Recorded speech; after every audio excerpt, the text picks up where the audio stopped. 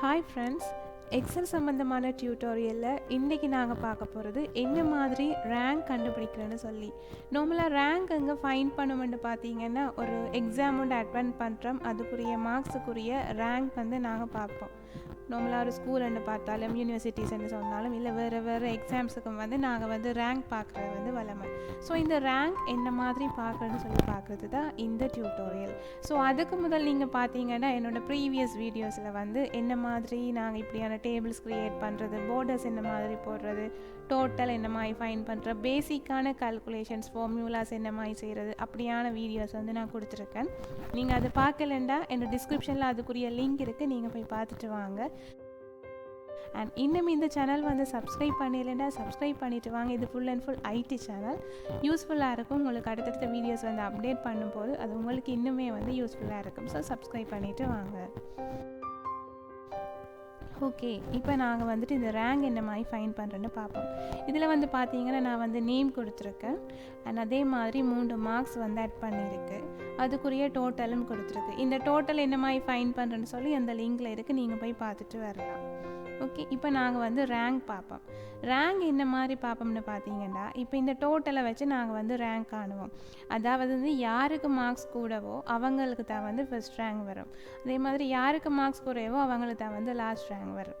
So இப்படி நாங்கள் பார்க்கும்போது ஃபர்ஸ்ட் ரேங்க் இங்கே யாருக்கு கூடவா இருக்குன்னா இவர் பார்த்தீங்கன்னா ரூபி என்றவங்களுக்கு தான் இங்கே ரேங்க் கூடவா இருக்குது. ஸோ நாங்கள் இவங்களுக்கு தான் ரேங்க் ஃபர்ஸ்ட்டாக பண்ணுவோம். ஸோ இப்படி நாங்கள் நிறைய பேருக்கு ரேங்க் மனுவலாக கால்குலேட் பண்ணும்போது டைமும் கூட வரும்.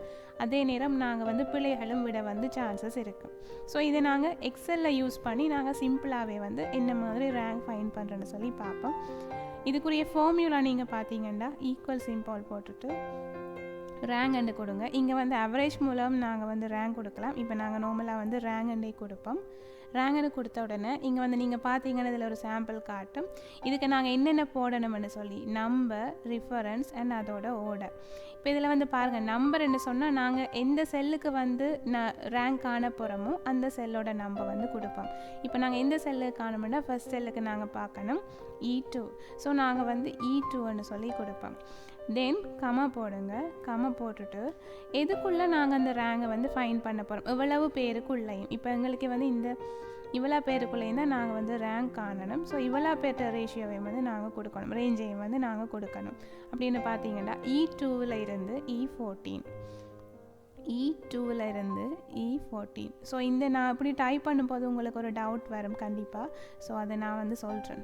ஓகே, E2ல் இருந்து E14 கொடுக்குறேன். E14 கொடுத்துட்டு நான் கமா போடுறேன். ஓட டிசெண்டிங்காக அசெண்டிங்காக. இப்போ நீங்கள் டிசெண்டிங்னு பார்த்தீங்கன்னு சொன்னால் அதில் இருக்க மாதிரி rank number as if reference வர் a list sorted in descending order. இப்போ இதில் டிசெண்டிங் ஆர்டரில் அதாவது பார்த்தீங்கன்னா இப்போ எதில் கூடவா இருக்கோ அதுக்கு தான் ஃபர்ஸ்ட்டாக வரும். அதே மாதிரி அசெண்டிங்கில் பார்த்தீங்கன்னா எதுக்கு குறைவாக இருக்கோ அதுக்கு தான் ஃபர்ஸ்ட்டாக வரும். நாங்கள் நார்மலாக டிசெண்டிங் ஆர்டர் 0ல் விட்டு தான் கொடுப்போம். ஸோ நாங்கள் இதில் 0ன்னு கொடுப்போம். ஓகே, உங்களுக்கு ஸ்டில் ஒரு கன்ஃபியூஷன் இருக்கும். நான் உங்களுக்கு அது என்ன மாதிரின்னு சொல்கிறேன். இப்போ நாங்கள் கொடுத்து என்டர் பண்ணுறோம். என்டர் பண்ணால் 9 வருது. அதாவது இந்த செல்லுக்குரிய ரேங்க் வருது. அதாவது ரோஜி என்ற ஒரு பர்சன்ட ரேங்க் என்ன என்று சொல்கிறதுக்கு நாங்கள் யாரோட ரேங்க் ஃபைன் பண்ண வேணும், அதாவது E2 செல்லுக்குரிய அந்த ரேங்க் தான் ஃபைன் பண்ண வேணும். ஸோ அதை நாங்கள் கொடுத்துட்டு எதில் இருந்து எது வரைக்கும், இந்த E2ல் இருந்து E14 வரைக்கும். தென் அங்கால அசெண்டிங் ஆர்டராக டிசெண்டிங் ஆர்டரான்னு கொடுத்துட்டு என்ன பண்ணியிருக்கோம் அந்த செல்லுக்குரியது வருது. ஓகே, தென் நாங்கள் படிச்சிருக்கோம் அப்சல்யூட் செல் ரிஃபரன்ஸ்ன்னு சொல்லி படிச்சிருக்கோம். ஓகே, அதாவது இப்போ நாங்கள் இந்த செல் இருக்கிற ஃபார்முலாவே அப்படியே காப்பி பண்ணி ட்ராக் பண்ணி நாங்கள் அப்படியே இழுத்தோம்னு சொன்னால் அந்த ஃபார்முலாஸ் மற்ற செல்ஸுக்கும் வரும். அதாவது இதில் நாங்கள் ஒரு டோட்டல் ஒரு ஃபார்முலான்னு டைப் பண்ணிவிட்டு அதை நாங்கள் ஒவ்வொன்றுக்குமே ஃபார்முலா டைப் பண்ணியிருக்க தேவையில்லை. என்ன செய்யலாம், இப்படியே இந்த ஃபில் ஹேண்ட்லரில் கொடுத்துட்டு இப்படி இழுக்கும் போது அதுவாகவே ஆட்டோமேட்டிக்காக டோட்டல் ஃபைன் பண்ணி தந்தது. அதே மாதிரி தான் இங்கே ரேங்கும் நாங்கள் என்ன செய்யணும், இந்த ஃபில் ஹேண்ட்லரை நாங்கள் கொடுத்து இப்படி ட்ராக் பண்ணி இழுக்கும் போது ஆட்டோமேட்டிக்காக மற்றவங்களோட டீட்டெயில்ஸும் வரணும். ஆனால் இங்கே ஏன் ரேங்குக்கு மட்டும் இப்படி வருது பார்த்தீங்கன்னா 278க்கு 1 தான் வருது, 275 மார்க்ஸுக்கும் 250க்கும் 1 தான் வருது, 273க்கும் வந்து 1 தான் வருது. ஸோ இங்கே நாங்கள் எங்கே பிளவிட்ருக்கோம்னு பார்ப்போம். ஓகே, இப்போ இந்த ஃபார்முலா வந்து கிளிக் பண்ணி பார்ப்போம். இப்போ இந்த செல்லை நாங்கள் கிளிக் பண்ணி பார்ப்போம். ஓகே, E2க்குரிய செல்ஸ் வந்து வந்திருக்கு. தென் இதை நாங்கள் கிளிக் பண்ணி பார்ப்போம். E3லேருந்து E15. ஸோ இதை நீங்கள் நோட் பண்ணி பாருங்கள். எந்த செல்லுக்கு நாங்கள் ரேங்க் ஃபைன் பண்ணணும்? E3க்குரிய செல், அது ஓகே. பட் எதில் இருந்து எது வரைக்கும் நீங்கள் பார்த்தீங்கன்னா E3லேருந்து E15 வரைக்கும் இருக்கு. நாங்கள் அது வரைக்குமா ஃபைன் பண்ண வேணும்? இல்லை, E2லேருந்து E14 வரைக்கும். ஸோ இது அப்படி இருக்குது. அதே மாதிரி நாங்கள் இங்கே அடுத்ததை பார்ப்போம். E5க்குரிய செல் எங்கேருந்து ரேங்க் பார்த்துட்டீங்கன்னா E5லேருந்து E17. ஸோ இங்கே என்ன நடந்திருக்கு? ரிலேட்டிவ் செல் ரெஃபரன்ஸ் படி நடந்திருக்கு. அதாவது நாங்கள் ஒரு ஃபார்முலா வந்து காப்பி பண்ணி அடுத்த ஃபார்முலாவுக்கு கொடுத்துருக்கு வரும்போது அது வந்து அதுவாகவே ஆட்டோமேட்டிக்காக சேஞ்ச் ஆகும். இப்போ இதில் E2 இருக்கிறது நான் இங்கே வந்து ட்ராக் பண்ணி விடும்போது E3 மாறும். அது மாதிரி இதில் இருக்கிற E2லேருந்து E14 இந்த ஃபார்முலாவில் வந்து நாங்கள் இங்கே ட்ராக் பண்ணி விடும்போது E3லேருந்து E15 மாறும். ஸோ அது மாதிரி தான் இப்போ நாங்கள் இதை வந்துட்டு இந்த செல்லை வந்து கிளிக் பண்ண பார்த்தா E14லேருந்து E26 வரைக்கும் அந்த செல் ரேஞ்ச் வரைக்கும் வருது. ஓகே, ஸோ இதுதான் இஷ்யூ. அப்போ நாங்கள் என்ன செய்யணும்? செல் அப்சல்யூட் ப்ரிஃபரன்ஸ் படி இதை வந்து நாங்கள் செய்யணும். அதாவது $சைன் யூஸ் பண்ணி நாங்கள் இங்கே வந்து ஃபார்முலாவை கொடுக்கணும். அது சம்மந்தமான வீடியோஸும் என்னோட டிஸ்கிரிப்ஷன் லிங்கில் இருக்குது. நீங்கள் வந்து கிளிக் பண்ணி வாட்ச் பண்ணி ரன் பண்ணிவிட்டு வாங்க. ஸோ இது வந்து அது பார்த்துட்டு நாங்கள் இந்த ரேங்க் காணும் போதுட்டு ரொம்பவே ஈஸியாக இருக்குது. ஓகே, இப்போ நாங்கள் என்ன மாதிரி செய்கிறேன்னு பார்ப்போம். இப்போ நீங்கள் டபுள் கிளிக் பண்ணிட்டீங்க. எங்களுக்கு இந்த E2வில் வந்து சேஞ்ச் பண்ண தேவையில்லை. என்னென்னு பார்த்தீங்கன்னா இதை வந்து நாங்கள் கிளிக் பண்ணி இங்கே கீழே விடும்போது எங்களுக்கு E3 தான் வேணும். அதே மாதிரி இப்போ நிசாமுக்குரிய ரேங்க்னு வரும்போது E4ன்னு சொல்லி வரணும். இப்போ இதில் நாங்கள் வந்து எந்த சேஞ்சுமே பண்ண தேவையில்லை. எங்கே நாங்கள் சேஞ்ச் பண்ணணும்? அதாவது E2விலிருந்து E14 வரையான பர்சன்ஸுக்கு இடையிலான ரேங்கை தான் நாங்கள் காணணும். ஸோ இதோட வேல்யூ வந்து எப்போவுமே வந்து சேஞ்ச் ஆகக்கூடாது.